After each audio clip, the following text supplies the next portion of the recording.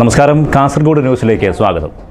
ചെന്നൈ ആസ്ഥാനമായുള്ള prism events ഒരുക്കുന്ന അലങ്കാര മത്സ്യ പ്രദർശനം കാസർഗോഡ് പുതിയ ബസ് സ്റ്റാൻഡ് പരിസരത്തെ PB ഗ്രൗണ്ടിൽ ആരംഭിച്ചു. മാർച്ച് 31 മുതൽ ഏപ്രിൽ 10 വരെ രാവിലെ 11 മുതൽ രാത്രി 8 വരെയാണ് പ്രദർശനം.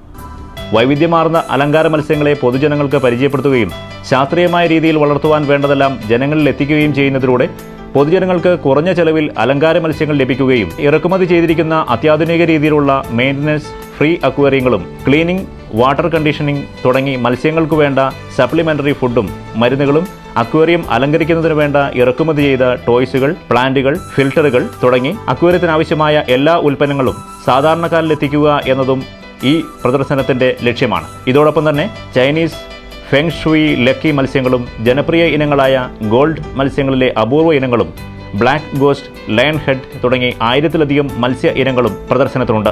ഓസ്ട്രേലിയയിൽ നിന്ന് ഇറക്കുമതി ചെയ്ത ഏറ്റവും വലിയ ശുദ്ധജല മത്സ്യം അരഭാമയും ഇവിടെ പ്രദർശിപ്പിച്ചിട്ടുണ്ട്.